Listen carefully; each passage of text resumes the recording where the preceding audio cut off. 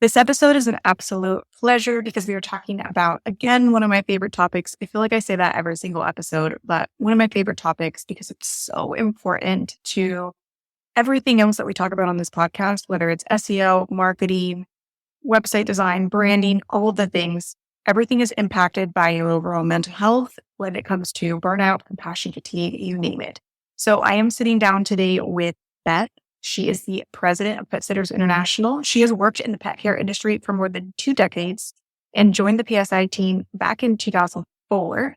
She is an award-winning writer and frequent contributor to various pet-related publications and has spoken at all sorts of different conferences. While she received her bachelor's degree in English from the University of North Carolina at Chapel Hill, she also has certifications in compassion fatigue studies through Divine Mercy University and Regent University. So she is well-versed when it comes to burnout, specifically within the pet industry. So I'm excited to dive into this conversation with you guys because I really think it's going to be really valuable.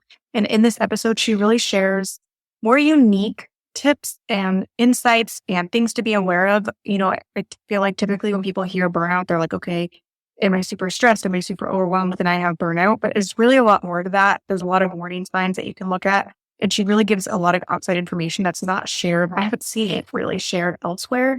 So I'm excited for you guys to listen. I hope you find it valuable. And if you do find it valuable, please DM us on Instagram at Marketing Unleashed because it really helps to know that this podcast is making an impact. If you want to leave a review, that would also be super awesome because we love being able to continue supporting this show and growing this show and releasing new episodes for you guys. So thank you so much. And I'll let you get to it.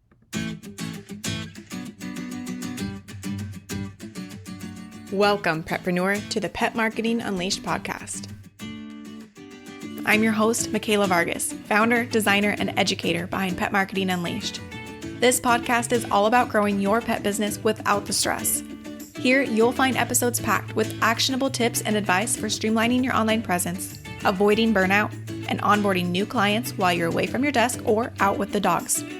So pop in those earbuds and learn stress-free marketing and website strategies with me while you head out on your next dog walk, pet sitting visit, drive to your next session, or just wherever your pet business takes you next.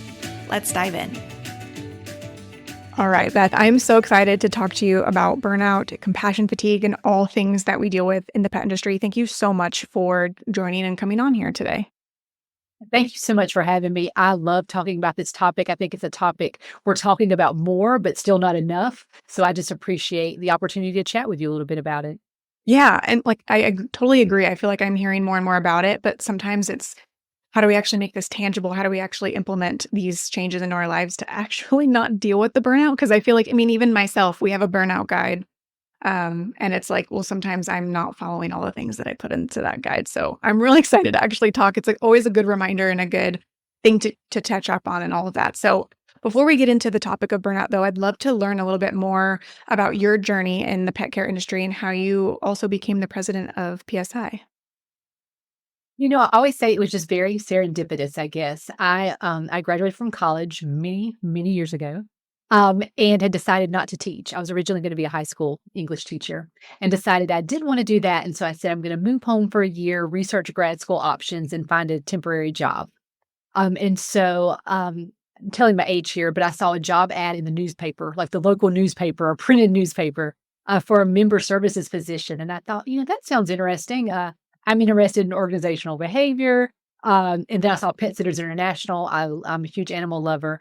So I applied, they scheduled an interview.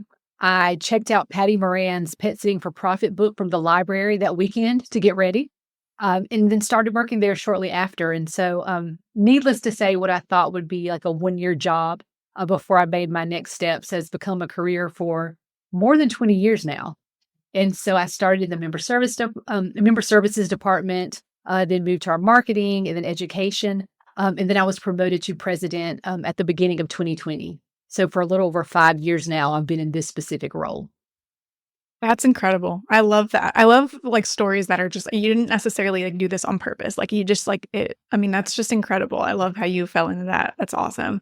Well, to be from the county where Pet Sitters International was founded is such a bizarre thing because I didn't know about it at that time. This was over 20 years ago. Right. And so, yes, I love the way that everything worked out. Yeah, that's incredible. So you have a ton of experience in this industry. I'm curious to know your opinion on what changes that you've seen in the world of pet sitting, particularly when it comes to how pet care professionals are balancing work and mental well-being. Definitely so many changes. I like to always point out that I think for the pet sitting industry, our main focus and our goal is providing excellent professional pet sitting services and high quality customer service. That's remained constant, but everything else seems to have changed. But I think specifically when we look at the changes in terms of self care and mental health in the industry, um, the first thing is that there is a greater awareness of the need for the focus on mental health. I see more pet care professionals talking about it openly, more groups talking about the topic. And so I think that's been a really important change that we've seen really in just the last several years. But along with that, as we've seen changes in technology in our industry, in software, in social media, things that have really had such a positive impact on how we streamline services, how we interact with pet sitting clients. Those have been great changes, but it also means that we're always connected. And I think there are some downsides with that. And so while we're focusing on mental health, we're more connected than ever. And so there's that pressure to respond instantly, to always be communicating with clients.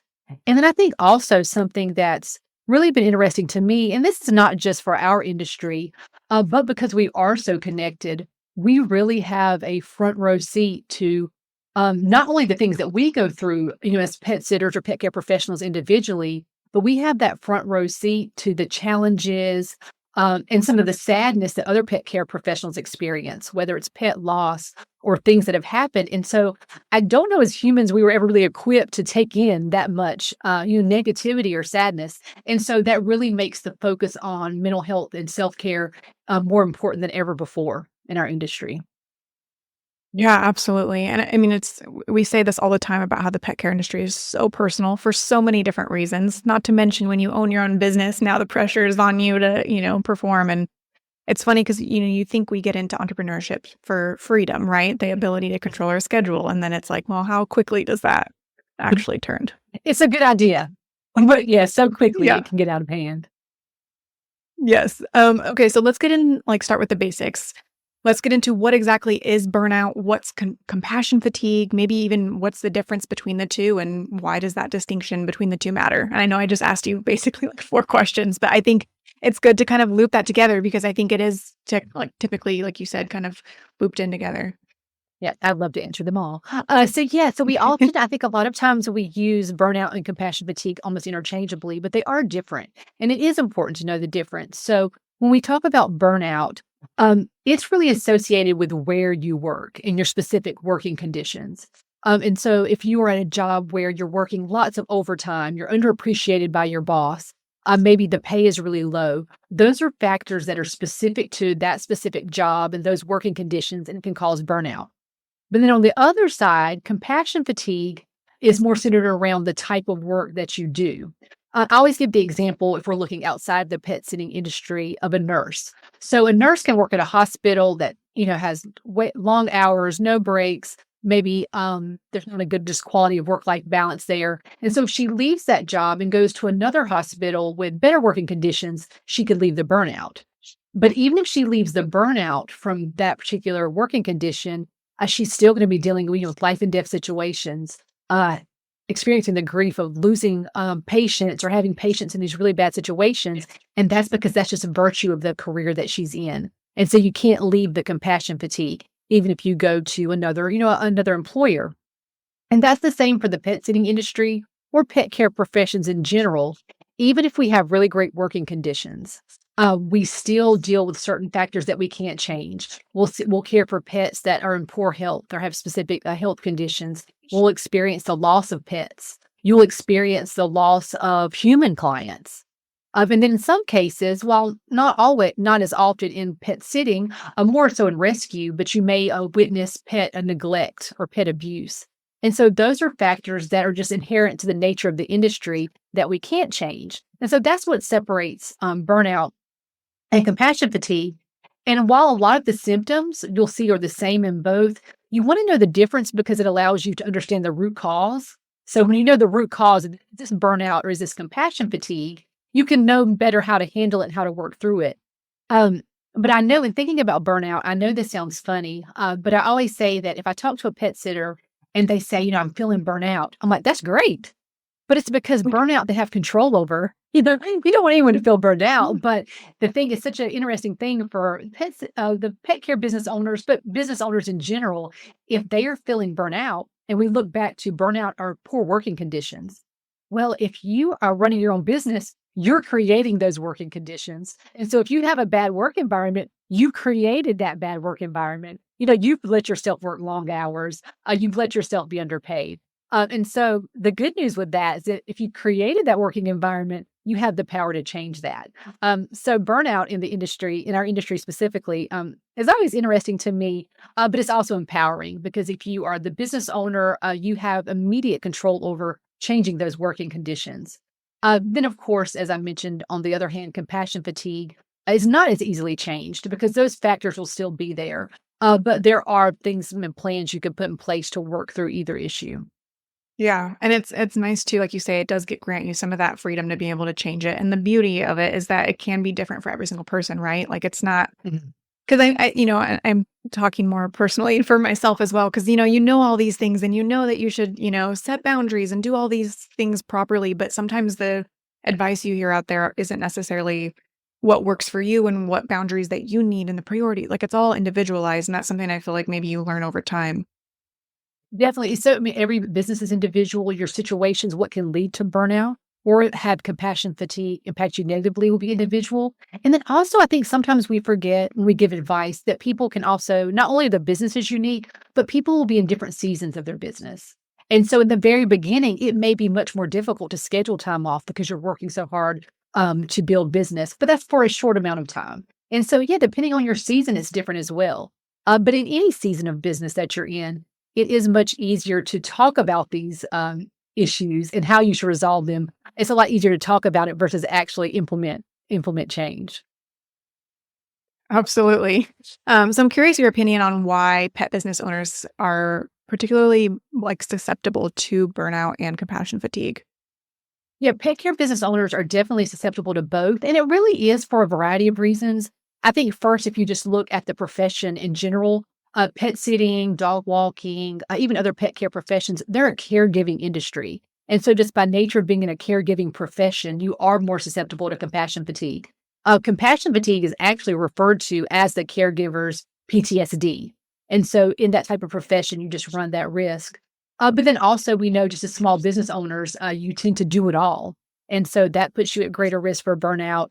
And then when we look at businesses like pet sitters or dog walkers, even groomers or other pet care professions, you rely on your clients using your services to get your revenue and to build your business. And so, because of that, it's so easy to fall into that trap of, I'm going to say yes to every request. I'm going to continuously go above and beyond for my clients. And that can become a vicious cycle that leads to burnout. And then also, when I look at maybe pet sitting and dog walking more specifically, um, it is a year-round job. Pet sitters and pet owners are always traveling or maybe working late hours. And so it can quickly become a 24/7 job if you're not careful to really establish clear boundaries and set a schedule. Yeah, absolutely. And this is so good to know. And I feel like setting that foundation of like, well, what even is this to begin with? What am I looking at? So when it comes to that, if someone's listening right now, can you give us maybe some of the early warning signs that people can like look at or like what do they overlook? Like how do we know if we might be getting on that direction, on that path? Yeah, that is such a good question because I think a lot of times by the time we realize like, oh, I'm so burned out or I've been really deeply affected by compassion fatigue, we're so far in it. So if we can notice some of those initial warning signs, it's really helpful. When I was doing my training for the compassion fatigue certifications that I have, one thing that the instructors really stressed that was really surprising to me was that regardless of industry, one of the very first signs of compassion fatigue is a loss of your sense of humor. And that's Mhm. something that I had never thought about. And so I really had to think like, well, how would that relate to our industry? But if you think about it, there are so many sort of funny, aggravating, but funny things that can happen to us in the pet care industry, whether it's something that seems like an outrageous request from a client, or many pet sitters have fallen victim to the Roomba that goes over the pet accident and then takes that pet accident throughout the kitchen and living room.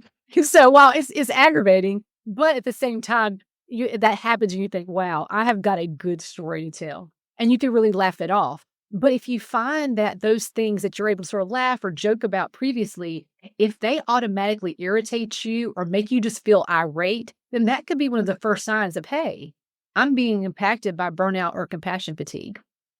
Um, but it's important to realize that there are so many symptoms. And just like we talked about businesses being unique, the way that burnout or compassion fatigue affects you can be unique also. And it really affects you holistically. So there are physical, mental, emotional, even spiritual symptoms and signs. And then also it affects your interpersonal relationships. And so that would take more than one conversation to cover all the details. But something I do think is important to be mindful of is how burnout and compassion fatigue affect your work performance, because oftentimes you'll notice those signs first.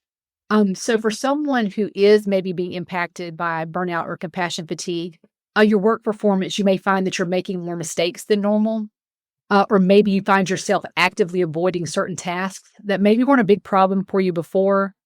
Um, Also, a lot of people sort of seems like on the opposite end of the spectrum, which can seem positive at first, but maybe you become very fixated on the details. So, of course, in pet care, you want to be detail oriented. But if you find yourself triple checking and you just become so nervous that you're missing something, and that wasn't something that you typically did before, that could be a sign. Some people also experience a decrease in the quality or quantity of work they can perform. And then other people find that they really find themselves setting these perfectionist standards, and it's just a change in their behavior. It's something that they weren't as focused on before. Not that they didn't always do a good job, but they become hyper focused on just having everything perfect. And so those can be signs as well. And one thing, I do not have a lot of soapboxes that I get on, but one that I will get on is that I do think we have to be aware of these signs, because pet care professionals, I think, have an ethical obligation to take care of their themselves and prioritize their mental health. But I think for those pet care business owners who have staff, you also have an ethical obligation to look to be aware of this in your staff. And so a lot of times you may start seeing those work performance issues in your team. And what I've found in pet sitters that I've talked to over the years, who are amazing pet sitters and amazing business owners, but they'll have a longtime employee and they'll come to me and say, this was my star employee, but here lately they're missing visits or they've made mistakes at visits. And I think maybe they're just getting slack, or they're losing interest, or maybe they're looking for another job, but maybe they're experiencing burnout and compassion fatigue. So I think as business owners with a team, you have an obligation to make these types of resources available to your staff members and to offer them support if this is something they may be going through. Yeah, absolutely.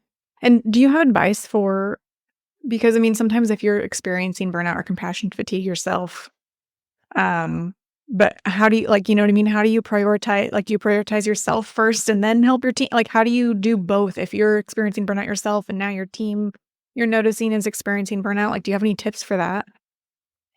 That's really tricky. I would say, though, if both you and your team are experiencing burnout, then it really is time to take a close look at your business structure and your business operations, because that could signify a larger problem. And so in many cases, if that is the case, if there's working conditions in terms of burnout, for example, if you will focus on the working conditions and how those can be improved, then you'll benefit both yourself and your team. But just in generally speaking, even thinking about compassion fatigue, because those are factors beyond our control. But I think being proactive in making sure that you're educated on compassion fatigue, making sure your staff members are educated on compassion fatigue, and working with them to be proactive and having self-care plans, then it can help mitigate the impact of compassion fatigue is going to be the most helpful. And when you're actively working together and there's that sense of camaraderie and community, I think that's really going to make your team stronger, and you'll be less likely to be experiencing these issues at the same time, if at all. Yeah, that's great. And we're definitely going to get into those self-care plans. But first, I want to kind of take a step back. If we know that we're struggling with burnout, whatever level that might be, what are some challenges that a listener might expect as they start trying to avoid or work through or fix the burnout? What challenges should they expect to pop up? I think working through is such a great way to describe it. And I think it's good to keep in mind. I think I said it earlier. It's so easy to talk about these topics, but it's a lot less easy to implement strategies to work through it. And so remember that change isn't easy. Even when you know change needs to be made and you want to make change, change is still difficult for all of us, or most of us, I would say, at least myself. One of the big challenges I see for pet care business owners, and we often describe this in the industry, that people are letting their business run them instead of running their business. And so a lot of times when people realize that they are burned out, or maybe they are being impacted by compassion fatigue, they feel they are so busy that they think, I can't make time to really even sit down and focus on this and implement those changes. And if you feel that way, that's definitely a sign that you need to focus on burnout and working through that. Um, I will try not to be a nerd and go into the psychology of resistance to change. I love this topic, but I'll I say love very it. surface level. I'll say very surface level. But as we look at working through burnout or compassion fatigue, there are types of reluctance categories that people can fall into, and then we also all fall under one of the stress coping personality types. And so that really impacts how you respond to the need to change or respond to working through burnout or compassion fatigue. So I won't go into all of them, but one of the stress coping personalities that I always like to highlight when I'm talking to pet sitters, because I think this can be really common in caregiving industries, including pet care. But there is the victim personality. And now, if anyone is listening and you feel you're being described, I don't mean it in a judgmental way at all. I say this out of love. But the victim personality is someone who really wears their suffering like a uniform. It becomes part of their identity. And so they know they're suffering. They know they're burned out. Maybe they know they're experiencing compassion fatigue, but that has become part of their identity. And so I describe it as, a pet sitter wakes up in the morning, they get dressed, they pull out their pet sitting schedule for the day. They grab their water bottle, maybe a pet first aid kit, some extra leashes, and then the weight of the world. And they put all of that on them and they go out the door because that's really who they are. And I think that we've seen this too. Again, I'll give a specific example, but if anyone is guilty of this, I'm not judging. But if you participate in any online pet sitter groups, I know you've seen this. Someone will say, "Hey, I'm just curious, how far in advance do you give your clients notice if you're going on vacation?" And there's always going to be someone that comments and says, "Vacation? What is a vacation? I haven't had a day off in 17 years." And so you see that, but they're really proud of that. They really are because they think I have sacrificed for this career. And it's a badge of honor, but it shouldn't be. And so when we look at personality types like that, that's something that you really have to work through before you could even begin to really address burnout and working through it. And so you do want to be self-aware and sort of know what category that you fall into. And then I think also, in thinking of other challenges, if we're just being realistic, change can take time depending on what changes you need, because again, it will be unique to you and your business. And there can be a learning curve. In many cases of burnout, it may be simply a matter of someone is completely overworked because they need to grow their team. But if you are going from solo to having a team, there's the process of researching the legalities of employment classification, developing a hiring process that's effective, doing your training and your onboarding processes, and that takes time. So in some cases, even when you recognize and admit there's a problem and you're ready to make change, some changes just take time and can't happen overnight. So that's another challenge that a lot of business owners face as well. I'm really glad I feel like all the things that you're bringing up are so important because they're not actually talked about as often. Like, you know what I mean? Like, even when you talked about like the first signs and like, not to go backwards, but like when you talked about like the Yeah. first signs that you might experience, like, I feel like when you typically hear of like burnout, it's like, oh, you're stressed and tired, right? Like, but there's, it's more to that. And then same thing that you're just talking about as well, just now with some of those challenges. Like, I don't think people expect that too. It's almost like, okay, I know I have burnout, so now I'm going to work on it. So it's going to get better. And it's going to be like just go, up from here. Like it's just, but there are, like you implement these changes and it might take a little bit more work up front, or maybe, you realize that there's other troubleshooting that needs to take place and it really is, a journey. So maybe it's just a matter of a little bit of patience as you, implement some of these changes. It's a process. No one gets burnt out overnight. No one gets impacted by compassion fatigue overnight, and we can't work through it overnight, which can be frustrating. When you realize you need a change and you're ready for that change, that could be frustrating. But having a plan in place, you know that you will get to that end result. And so I hope that while the challenges sound difficult, I always want to be very hopeful for people to realize that whatever you're facing in this industry, there's a way to work through it and there's support, and you can definitely come out on the other side as stronger business owner and a happier business owner. Yeah, and that's what we want, right? Yes, So absolutely. I'm also kind of a nerd with the stuff that you were just talking about. The stress coping personalities that you talked about. Is there like Mhm.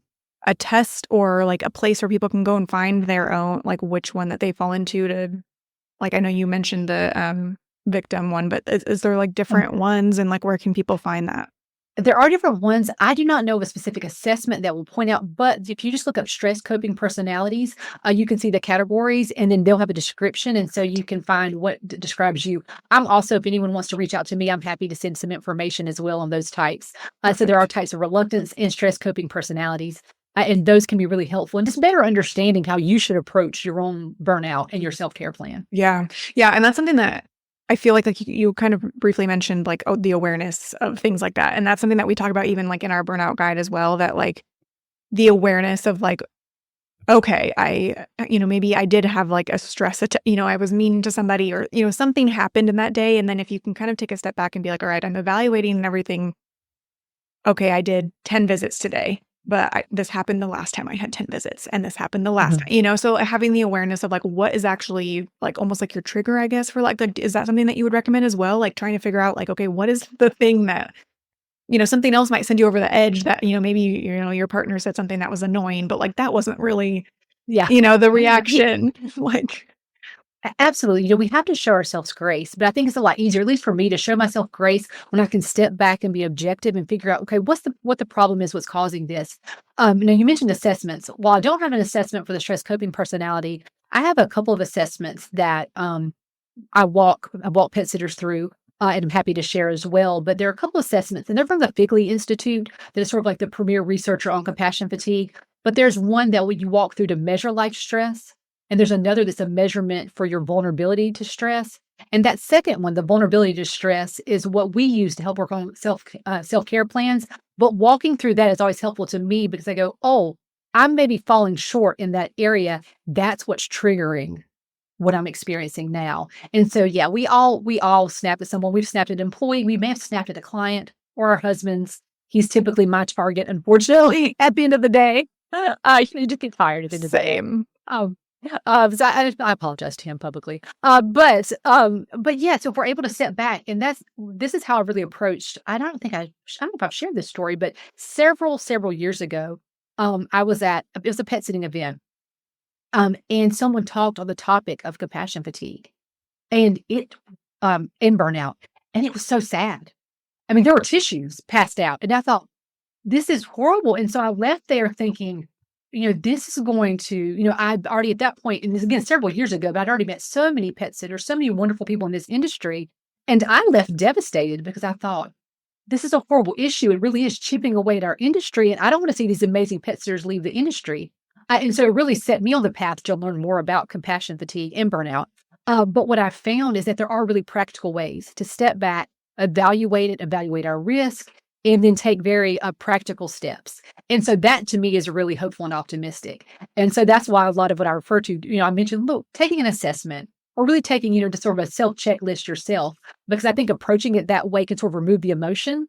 And then we're able to take positive steps to get us in a better position in our business. Yeah, exactly. That's so beautifully said. So let's get into some of those steps or tips that you have. Do you have like some realistic, manageable steps that our listeners can take to incorporate self-care, or anything to help benefit and reduce that burnout or compassion fatigue? Yeah, the first thing I would say, and I know we've highlighted this throughout our conversation, is that everyone is unique. So your self care plan needs to be customized to you, and it needs to address the specific issues, your triggers, and the vulnerabilities that you're facing. Those assessments that I mentioned just a moment ago, I highly recommend taking the vulnerability to stress assessment because it's what we use as a foundation for a personalized self care plan. And so it just has things. It walks through basic things that I think we forget because a lot of times when we are burned out or we're experiencing compassion fatigue, we think worst case scenario, or we think, okay, I need a self care plan. I've got to completely change my life. And the fact is, you don't. While everyone's self care plan will be different, the honest truth is that self care plans to help you work through burnout or compassion fatigue are really a little basic and they're sort of boring because I think we all think, I want to go on this tropical vacation. I need to go to this, have an exclusive resort spa day. And if you can work those into your self-care plan, that's wonderful. But honestly, the best way to work through self-care or work through burnout and compassion fatigue through self-care are through basic things like making sure you're getting the right amount of sleep or the sleep you need, focusing on your nutrition, focusing on exercise, looking at your alcohol or your caffeine intake and how that's affecting you, looking at your social interactions and the opportunity you have for social interactions, and then also really taking a close look at your support system. And so they're really basic elements, but the way that you incorporate those into your self-care plan will be different depending on your individual personality and your circumstances. An example that I always like to give, and this is also in the vulnerability to stress assessment, it asks about how many times per week you're able to actually go out outside of your business and have social interaction, maybe through a club or an event that you go to.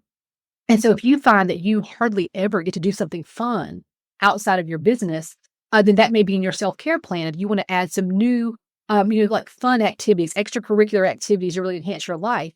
But how you implement that in your self-care plan will be different depending on your personality.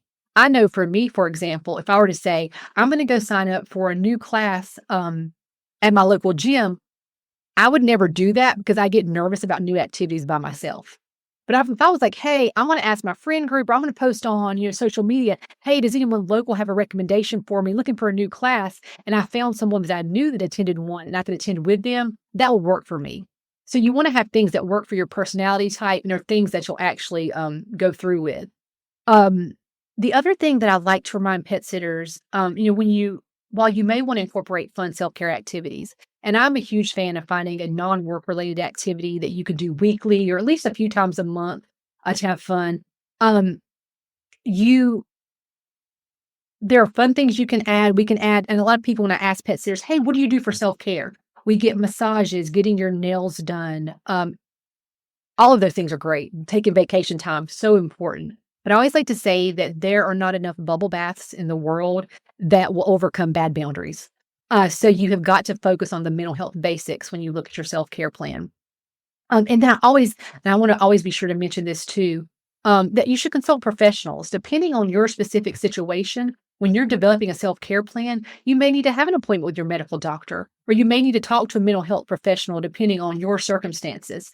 Particularly when we look at things like physical symptoms that you're experiencing, or if it is lack of sleep, maybe it is insomnia, or if you do find that you have excessive alcohol use, for example, consult the professionals. And so there's no shame in asking for help as you create a self-care plan to help you work through these issues. Yeah, I'm really glad that you bring up the basics too, because as you mentioned previously about like technology and being connected, while that's a huge benefit, when you also think of seeing other people's self-care plans and they can be very elaborate and it makes us feel like, well, this is impossible. And so I'm not going to try, right? Like, cause you see people's morning routines and it's like a 3-hour, like peaceful ordeal, right? And it's like, I think those like unrealistic expectations as well can hinder people from even getting to the basics, but really the basics are what matter and what make the biggest difference.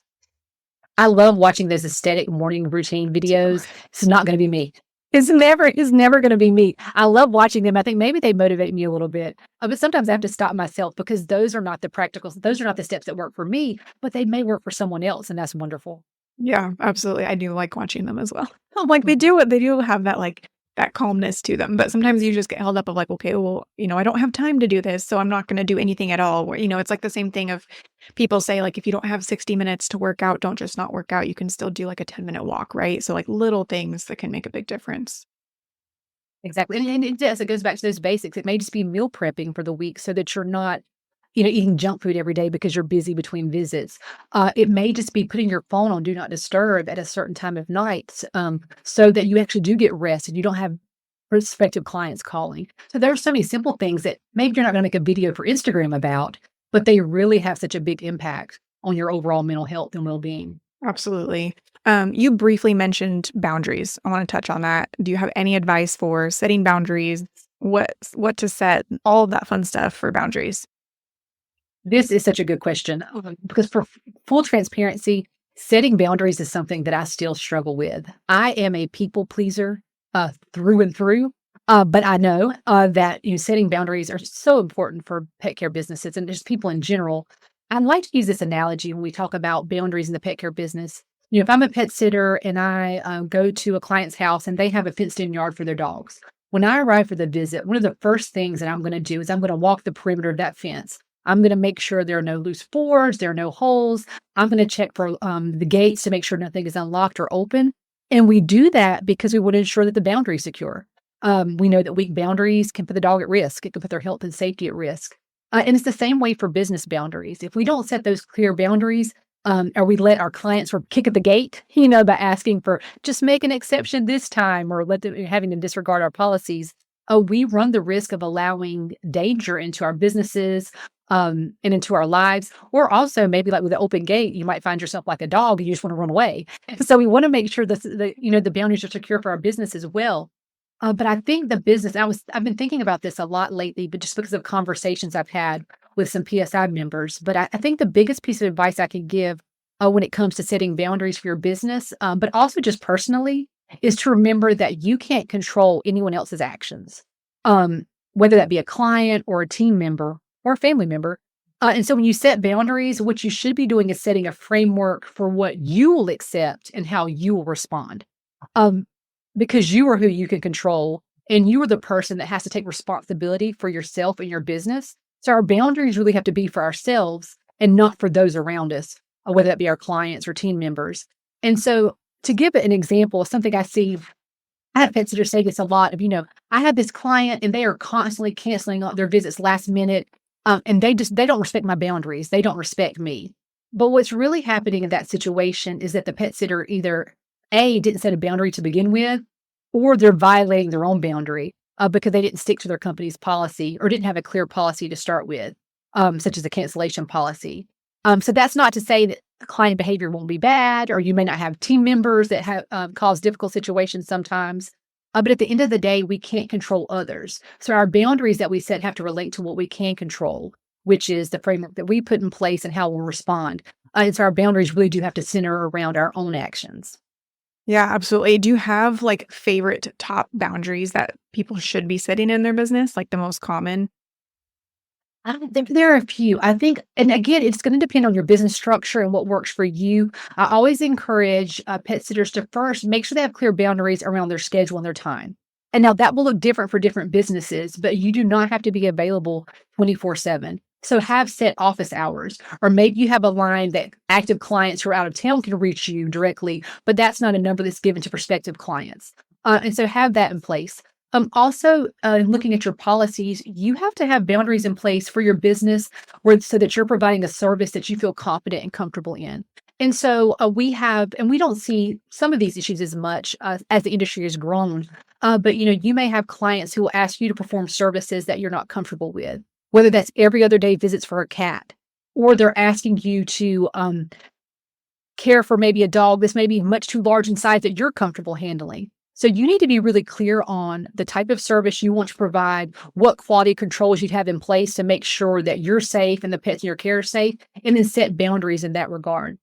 Another boundary that I don't think we talk about as much in this industry, but I think is equally important. We focus a lot on client interactions and how we deal with clients, but we also have boundaries in place in how we interact with other pet care professionals. Because what we find, especially as you become more experienced in the industry, of course, you want to help others in the industry. You want to help newcomers and educate them. If you have like a new pet sitter that starts in your area. But if you find, for example, that after a while, that pet sitter is calling you about every situation, or they want all of your information, they want to, let me see your contracts, let me see this, you may find that they're monopolizing too much of your time because you haven't set a boundary. And so we have to think about boundaries in our interpersonal relationships as a business owner also. So not just in clients, but also in other pet care professionals. Yeah, that's a really good point. Not one that's often talked about. I'm glad you brought that up. I think to know when we go ahead. Sorry. And of course, I know every pet care professional I speak with, they want to be helpful.